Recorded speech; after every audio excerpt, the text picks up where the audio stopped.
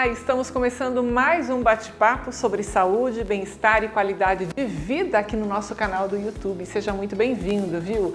Comigo hoje está o coloproctologista Gustavo Curache, cirurgião também, do Centro Médico Gastroclínica, que vai explicar por que a fanqueira Poca foi parar no hospital depois de segurar os gases intestinais. A notícia viralizou nas redes sociais e a gente vai tirar a dúvida sobre esse e outros assuntos com quem entende tudo sobre saúde digestiva. Tudo bem, doutor Gustavo? Oi, Seja bem-vindo. Tudo bem, Soraya. Obrigado.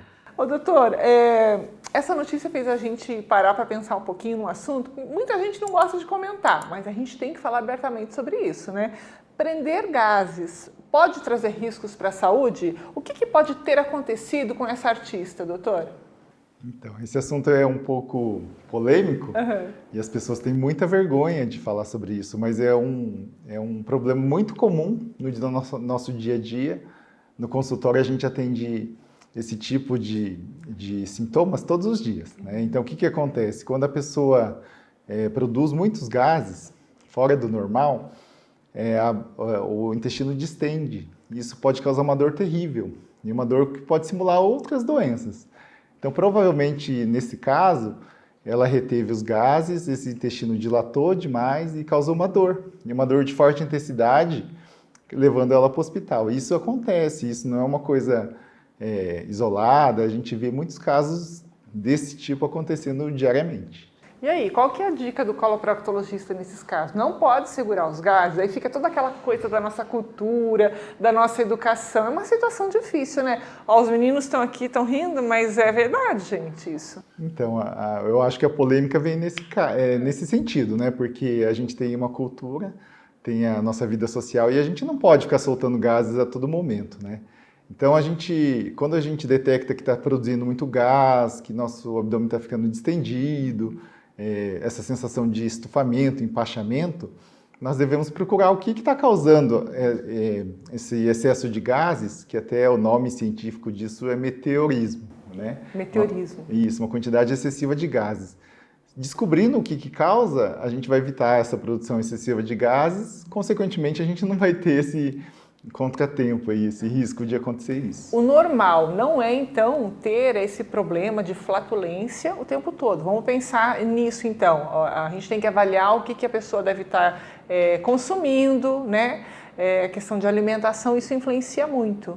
Existe a produção natural de gases no intestino, mas ela é pequena, né? A partir do momento que ela se torna sintomática, ou seja, a pessoa começa a distender muito o abdômen, ter esse problema de toda hora ter que ir soltar gases, isso já é anormal. Entendi. E as principais causas disso têm a ver, sim, com a alimentação, né? Então, dependendo do tipo de alimento, eles produzem mais gases, principalmente os açúcares, as gorduras, né? Alimentos industrializados são os mais comuns. Mas, além disso, a gente também tem que avaliar outras coisas. Por exemplo, as intolerâncias, que estão muito em voga. As intolerâncias são extremamente produtoras de gás, principalmente a intolerância à lactose, que hoje tem se falado muito, e como existem muitos produtos com leite, né, com lactose, tem se tornado muito mais recorrente. Então, essa investigação às vezes é necessária. Outro problema muito comum da nossa sociedade, do nosso dia a dia, é se alimentar muito rápido.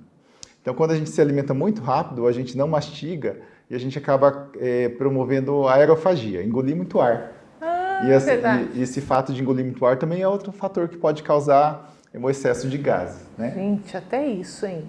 E, doutor Gustavo, eu li também que a questão do estresse, fator emocional, também pode ter essa alteração, é verdade? Também, a ansiedade excessiva, né, muito nervosismo, ela pode por dois motivos. Ou porque quando a pessoa fica ansiosa, ela ventila muito mais, né? Ela respira muito mais rápido, acaba engolindo também o ar, como eu disse, e também pela destruição da nossa microbiota intestinal, ou flora intestinal, que o pessoal já conhece, né?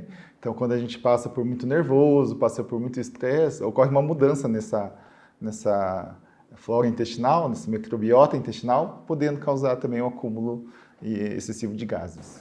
Já que você tocou nesse assunto, eu acho que ano passado eu conversei com o Dr. Mauro Bonato, a gente falou muito sobre essa questão de microbiota, foi muito interessante, porque muita gente ainda não tem acesso a esse tipo de informação. E novas descobertas estão sendo feitas nesse campo e reveladoras, né, doutor Gustavo? Tem tudo a ver com saúde. Eu vou aproveitar a tua presença aqui para falar um pouquinho sobre a importância da microbiota, que na verdade hoje é conceituado como um órgão, já tamanha importância dele já é conceituado como um órgão, né, do nosso corpo, né? O que é a microbiota e por que ele é tão importante? A microbiota hoje tem ganhado muito campo, né? Hoje tem muito estudo sobre a microbiota, até estão se considerando como um órgão, porque devido à importância que ela tem, né? Então a microbiota intestinal é um conjunto de micro-organismos que habitam no nosso intestino, que vivem no nosso intestino. Então tem leveduras, tem bactérias, tem fungos, né?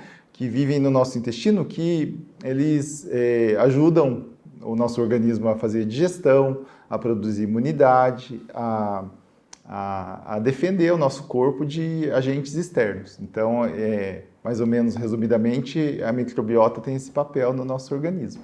E como que a gente pode melhorar a nossa microbiota, doutor Gustavo?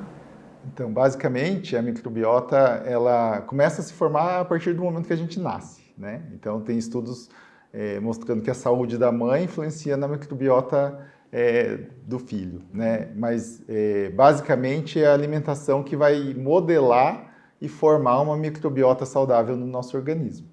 Além disso, alguns fatores também podem influenciar, né, na microbiota, como por exemplo o uso recorrente de medicamentos, como antibióticos, pode destruir o estresse, a ansiedade, o nervosismo, a parte emocional, como a gente já comentou. E também o uso recorrente, por exemplo, de algumas medicações, como o omeprazol, com frequência também podem interferir nesse processo. Doutor Gustavo, a microbiota, ela influencia o perfil metabólico? Existe relação entre a sua composição, por exemplo, e o risco da obesidade? Essa é uma pergunta bem interessante, que tem alguns estudos demonstrando que a microbiota intestinal tem tudo a ver com a parte metabólica, ou seja, influencia no ganho de peso, né? E às vezes até na perda de peso, mas o mais importante é o ganho de peso. Fizeram alguns estudos com camundongos de transportar a microbiota intestinal de um indivíduo obeso em um indivíduo saudável e esse ratinho se tornou obeso. E até teve um caso emblemático nos Estados Unidos, porque hoje existem alguns estudos de você pegar essa microbiota intestinal de um indivíduo saudável e colocar em alguma pessoa que está com problema, né? Está com alguma doença, para ver se isso regula. Uma vez pegaram de um paciente que era obeso, mas ele era saudável, e colocaram num paciente que estava com muita diarreia, estava desnutrido, emagrecido, e esse paciente se tornou obeso. Ele acabou processando essa universidade porque ele se tornou obeso. Então tem uma relação. Ainda não se sabe muito sobre isso, mas já tem estudos. Né? Interessante mesmo, né? Olha, doutor Gustavo, esse assunto é muito importante, nosso tempo acabou aqui, mas a gente vai voltar aqui para falar sobre alimentação. Lembra quando nós comentamos sobre uma pesquisa feita pela OMS sobre alimentos embutidos que aumentavam o risco do câncer? Né? Eu quero que o senhor volte aqui para a gente falar sobre isso. Como é que estão hoje essas situações, as pesquisas, tudo que vem sendo feito nos últimos anos? Anota aí para a gente começar a falar sobre isso também, tá? Combinado, vamos falar assim, é um assunto bem interessante e bem importante. Porque o doutor falou aqui da microbiota, falou da importância da microbiota, e a gente sabe hoje que o intestino é considerado o nosso segundo cérebro, é isso? Isso. Tudo passa pelo intestino, nossas emoções, não é só a parte fisiológica, né? A parte de emoção, também tem muita coisa para a gente falar sobre o assunto, que é da área do doutor Gustavo. Olha, se você ficou interessado nesse bate-papo, tem dúvida, tem pergunta para fazer, você pode mandar um direct para o Dr. Gustavo, que está no Instagram. Vai lá na página dele, @Gustavo_Kurashi, como está aparecendo no seu vídeo. Ou também você pode mandar um WhatsApp para mais informações no 45 2101 7700. É isso, doutor? É isso aí. Recado muito obrigado. dado, né? Recado dado. Obrigada, viu? Boa semana para você. Muito obrigado. A gente vai ficando por aqui, lembrando que se você ainda não se inscreveu no nosso canal, se inscreva para você receber notificações de novos vídeos e conteúdos sobre saúde, bem-estar e qualidade de vida. A gente se vê, até mais!